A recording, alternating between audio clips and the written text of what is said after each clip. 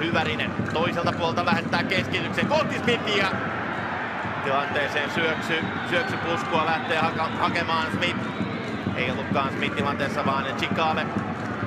Vaasalaiskannattajatkin siellä kohisevat tilanteen jälkeen. Veteli.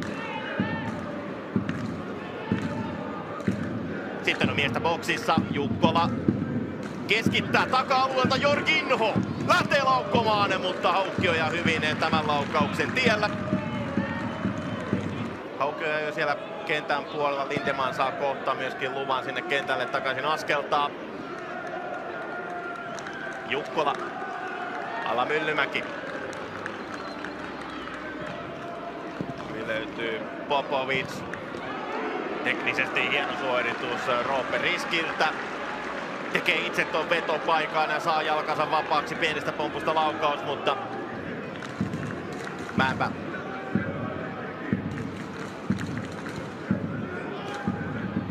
Baskirov vastaan Popovic. Baskirov hyvin jatkaa Chikalelle. Chikale tuikkaa pallon Smithia kohti. Smith, lippu ei nouse. Smith kuitenkin ampuu aivan päin virtasta.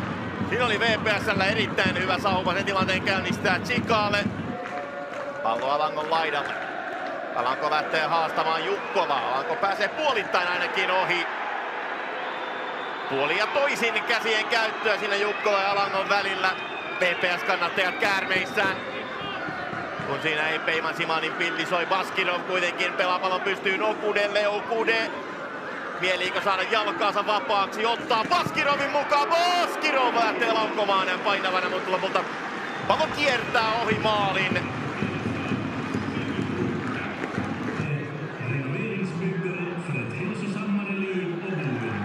Hyvin prässää VPS ja Okude tässä paikassa pallon itselleen. Baskirov siirtää vielä sinne Hyväriselle.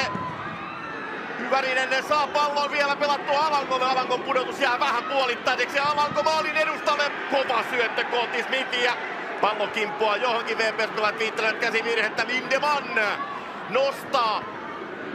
Se on vähän epätarkka nosto siitä Virtasen edestä. Pikkarainen puskee päällä palloa välemmille vesille. Alanko Lindemanille.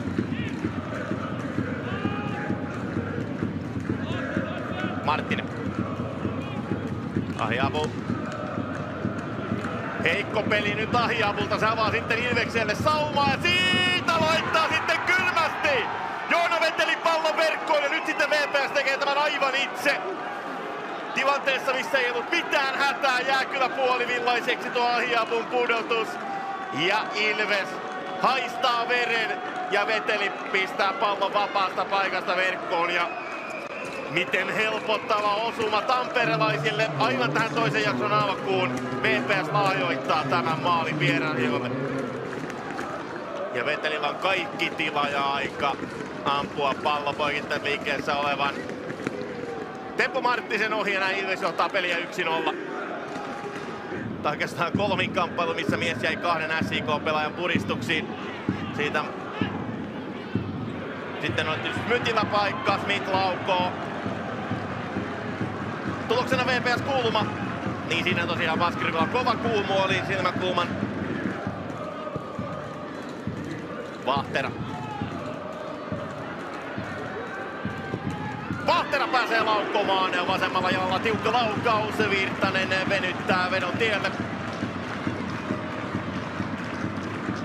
Pelaa tilanteen riskittä siinä mielessä, että ohjaa vain pallon yli maalin. Väkevä suoritus Joonas Vahteralta.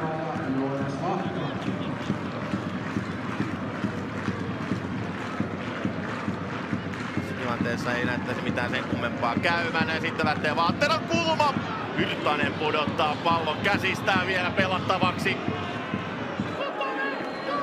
Lyhyt avaus Baskiroville. Baskirovilla on tyhjää tilaa ja pääsee nostamaan yli puolen kentän. Syöttö Alangolle laittaa, ei onnistu. Jorginho pääsee väliin ja Jorginho voittaa oman pelaisia laidasta. Näin pääsee Ilves ylivoimalla hyökkäävä 4-2 vastaan. Nyt on paikka tämän pelin naulata. Söderberg 2-0 ja näin Ilves voittaa täällä Vaasassa.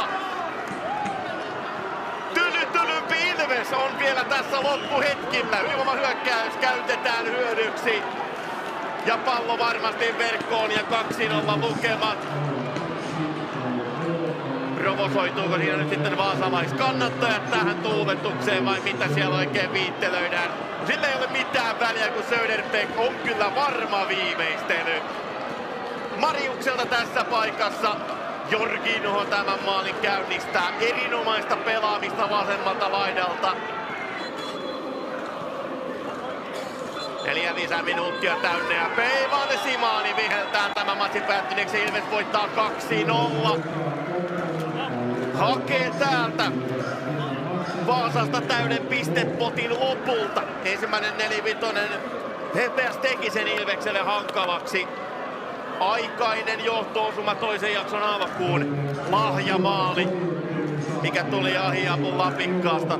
Silloin pisti veteli pallon vapaasta paikasta verkon perukoille. Tuon maalin jälkeen Ilves osoitti, miten jäädyttää tämä peli. Ja loppuhetkillä vahvaa johtoasemassa pelaamista. Ei päässyt VPS tuossa lopussa oikein lähellekään tasoitusmaalia. Juhani Pikkaraista siinä onnitellaan. Hän oli monessa pääpallon tilanteessa tänään niin vahva mitä läpi koko kauden.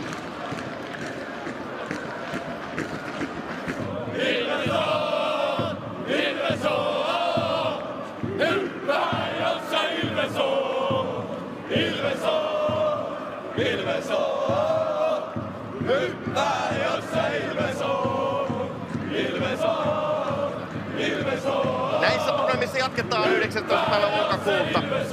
Tammelassa Ilves isänä SJK:ta. Maajoukkuematsit. Tärkeät sellaiset ensin välissä. Niin huuhkajilla kuin pikkuhuuhkajillakin.